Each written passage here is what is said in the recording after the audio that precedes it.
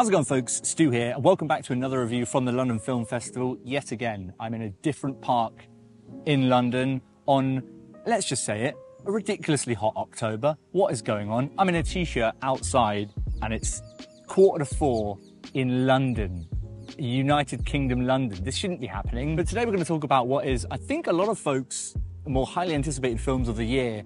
Is Bradley Cooper's follow-up to A Star Is Born, Maestro. And listen, his first one left me a shell of it. I was crying like a baby during Star Is Born. So the question is, can he do it again with Maestro?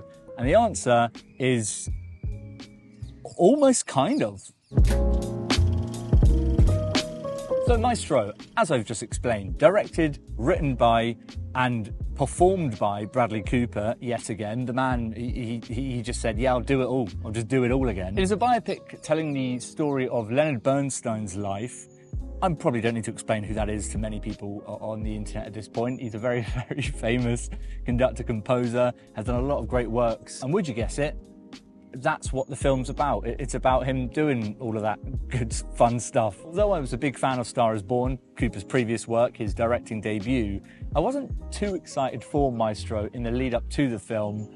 Not because I didn't think that Bradley Cooper had it in him to make another great film, but more that I didn't find myself getting too excited about the promise of the film and the prospects of the film. Prosthetics, you know, transforming into a real life person, a biopic about a real life person. I think those can often feel quite awardsy, so to speak. But actually I was very surprised at how Cooper was able to shift my fears and worries there in the film. Because yeah, the film starts feeling a little bit like that. We immediately meet Bradley Cooper as Leonard Bernstein, very clearly in prosthetics. I would say that the first hour of the thing was a little bit kind of fine, okay, enjoyable, but nothing amazing. Although there is lots of great stuff happening in that first hour. But it wasn't until the second hour of this thing, the second half of this thing, that I really found myself very hooked and emotionally engaged.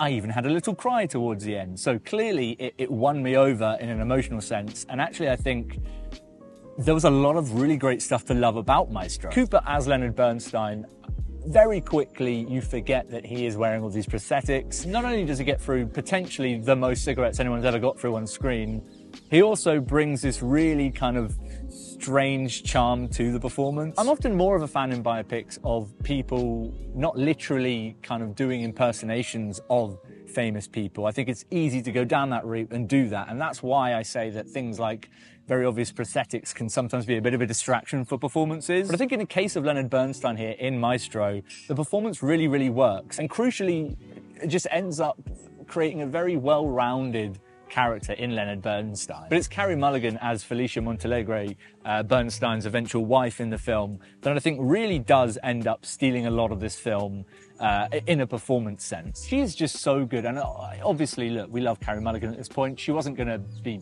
particularly bad in the film. I wasn't expecting that. But right when you meet her, I think the two of them really work very, very well on screen and have got a certain chemistry which is able to sell and hook you on a lot of the emotional through lines of the film without the film needing to go too far into those things specifically. It's a film which surprisingly really satisfyingly shifts its perspective in a very strange way away from Bernstein and onto Montalegre. You could argue that the film becomes just as much a film about Felicia Montalegre as it is a film about Bernstein, despite being a biopic about Bernstein. As soon as you make that shift as a director, if you lose the audience and you just sort of forget about the stuff you were building in the first half, it can feel a little bit jarring, and you don't want it to feel jarring because then you feel like you've got a film of two halves, which is never a nice experience as a viewer. And I think one of the reasons it is able to pull off that transition as seamlessly as it does seem to pull it off in the film is all of the ways that Cooper uses his cinematography, his musical score, and everything around the performances to guide us as a viewer through the story. Being a screenplay which covers such a long period of time in someone's life, I was a little bit worried that it might feel too quick or too fast-paced through a lot of the beats. And that is especially accentuated by how big and large and over the top and theatrical the film feels in its construction, in its cinematography and its musical score. But actually, it very quickly becomes apparent that that is, I think, the way to do this story. I mean, it's a Bernstein biopic. It's going to have to do that. I couldn't have pictured this film really being a very quiet, slow-paced and somber film. It absolutely works better for being showy. So I can understand why some might come out of it and feel like it's perhaps style over substance or showy for the sake of awards, as I've seen a lot of people put it. But that showiness is what makes the film, what gives the film its personality, and I think what helps to bring us as viewers into Bernstein's personality as a person. And in that sense, it looks and moves and feels really fantastic. I love the look of this thing, the cinematography. It sort of changes between aspect ratios and black and white photography to colour photography as we move through Bernstein's life and see him at different parts of his career. That can feel like, I suppose, somewhat of an obvious creative decision, and I think in that first half of the film, maybe that's what made me feel a little bit less immediately invested in the film. But actually, it ends up being a really great part of the film's aesthetic. It's a gorgeously shot film, I have to say.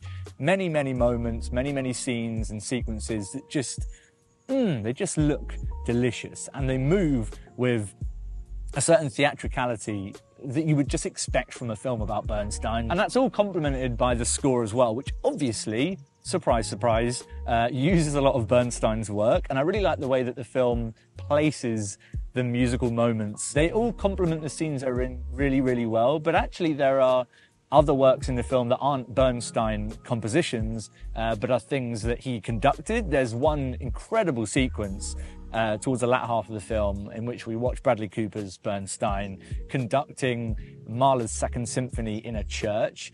And I don't want to spoil too much about the film for anyone that hasn't seen it, but let me tell you, my friends, that sequence, I wanted to stand up and give the film a standing ovation mid-film. That's how invigorated it got me as a viewer. And I think that's a perfect testament to how much this film won me over. Like, I started the film within the first 5-10 minutes thinking, hey, there's Bradley Cooper and his prosthetic nose. And about 100 minutes into this thing, I wanted to stand up and clap. I'm a British audience. We don't do that here. That's not part of our cinema-going etiquette. And it's an example of how Bradley Cooper creates these sequences which do a lot to take us through certain characters' emotional arcs and certain characters' relationships without telling it to us. It's a film which will just sort of grab a character at one point and then pull it through a sequence and leave it at another point. I think it gives the film a certain energy which, you know, complements the energy of the performances on screen and the energy of the life of Bernstein without ever feeling like it was just kind of highlighting Bernstein as this kind of godlike figure, right? You don't want to just watch 2.5 hours of look how amazing this guy was, right? And the film doesn't do that. It's a film which isn't afraid to paint Bernstein in a light which is often very negative for the sake of authenticity, I think, and mining the truth of human existence. God, that sounded wanky. I can't believe I just said that. So yeah, ultimately, I was really pleasantly surprised by Maestro, and it's a film which has sat much better with me in my brain after watching it. And I'm actually really excited to watch it again. I definitely had a good sort of turnaround on the film from where it started and where it ended up landing. But what about you guys? Have you seen Maestro? Did you catch it at the film festival? Have you seen it elsewhere, wherever it's been showing in the year? Let me know what you thought about it in the comments down below. We'll have a little chat. If you enjoyed this video and you want to see me talk about more shit, go ahead and click subscribe. The button is down there for that, as well as links to my socials, Letterboxd, Twitter, you name it. Go have a click. There are many, many more films that I caught at the London Film Festival, so expect a lot more reviews dropping in your sub box over the coming weeks. It's exciting. It's tiring. I will see you guys soon for that, but until next time, I'm going to go listen to Mahler's Second Symphony as I walk around London and just transport myself back to the scene in this. I'm telling you guys, oh God, it's invigorating.